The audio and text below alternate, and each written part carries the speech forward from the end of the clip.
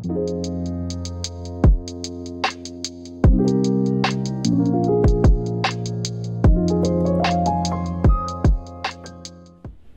everybody, welcome back to The Pressing Matters. I'm Scott. Thank you for tuning in today, and thank you for your support. Today I'll be talking about the Doobie Brothers, The Captain and Me, which has been reissued by Rhino High Fidelity in their premium audiophile series. This is a new cut by Kevin Gray, done at Cohearant. Kevin has cut this record before for Speaker's Corner, so I knew I had to get a Speaker's Corner pressing of this to give this a fair shake. I called up my friend John, and he sent me the Speaker's Corner and an earlier Warner Brothers pressing, I think third label, the cream label. So I have all three of those to talk about. Before I get started, I wanted to say that normally I approach this with a fresh perspective. I don't watch other reviews before I do my reviews. But in this case, so much time had elapsed since I got the record, and I listened to it quite a bit over the holidays. I said, I wonder if anyone's really reviewed this. It seems to have kind of gone under the radar. And I think the reason is, you know, with only 8 slots for releases, they're only releasing 8 records per year in the Rhino series. Only 4 of them are rock. And I was like, why are they reissuing the Doobie Brothers, Captain and Me, when they could be releasing so many other titles? It's Warner Elektra Atlantic. They are sitting on a gold mine. It's baffling to me because, you know, there's a perfectly good Speaker's Corner available, cut by the same guy. So it was like a strange choice, I thought. Yet I decided to get it based on the strength of the 2 other rock records that have come out in the series, and that was the Cars, which I did an extensive shootout on, and the Van Morrison, which I absolutely loved. So it was automatic for me to get this. I'm going to tell you what I found between these 3 pressings. The cream colored label one commits a grave error in my opinion. It's very clear, very detailed, very nice on top, but it's emasculated. There's like no deep bass. There's no even non-deep bass. It's kind of like all mid-range, and it's not a pleasant listen at all.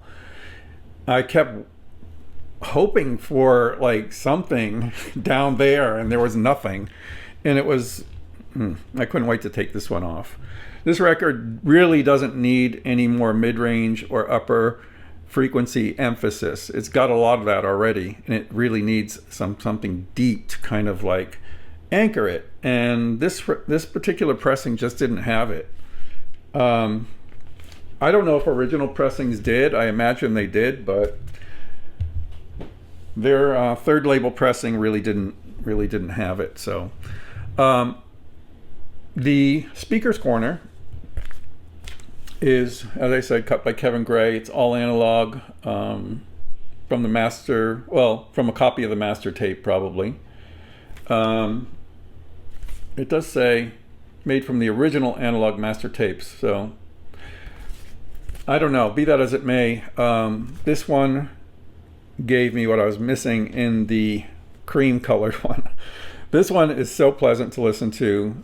Finally, it has some depth to it, some bass, some warmth, and you can hear the bass playing clearly, and it gives the songs a rockier feel, like a rock record should have.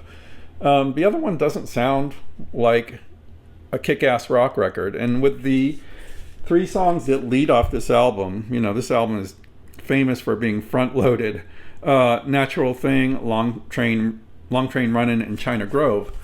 You know, that's a 1, 2, 3 punch, and it needs to punch. And on the first pressing that I reviewed, it did not punch. This one does. It's a great listen. Beautiful, beautiful. And had I heard this, I probably wouldn't have picked up the Rhino. This is very satisfying. And for a record like this, which I like but do not love, I just felt like I needed a copy in my collection, this would have been just fine. And I can highly recommend this. This is still available, and it's, you know, it's like $32 or $35 at the most. With a Rhino, you're going to pay 50. So a good job by Kevin, even though it was cut over a decade earlier. The third one is the Rhino. So the Rhino does have the best jacket. No question. Yeah, the jacket's gorgeous.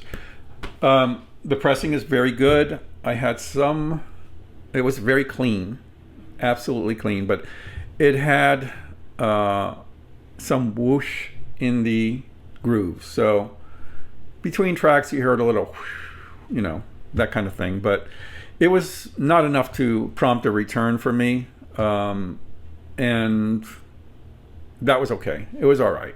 But very, very clean, very detailed. It has bass. It's almost a bit pushy, I felt. When going back and forth between the speaker's corner and this, I felt like it was a little too clinical, a little too much detail, too much separation. Is that possible? Yeah, sometimes it is. With an older rock record, sometimes you really don't need to go that deep. I found like the speaker's corner had a more organic sound. It felt like more of a whole. And this is kind of under a microscope feeling. And this record really doesn't need that. It gets to be a little too much. And I felt like Kevin really probably did the best job with the speaker's corner. There's nothing wrong with this record, and I'm not going to replace it. I'm happy with it, but getting to hear the speaker's corner, I was like, there is something to it, a little bit more magic, I think. This would be a record that would appeal to detail freaks that really want to hear everything, and for this record, I want a little bit more of a balanced presentation, and I feel like the speaker's corner has that. Your results may vary. I mean, this is really system dependent, but if I were to go into this again and I had the knowledge that I have now, I would have chosen the speaker's corner for my sole copy of this record. This is not a record that I need multiple copies of. I like it. I think it's important to have in the collection, but it's not a record I absolutely love to play all the time. So for me, the Rhino's okay.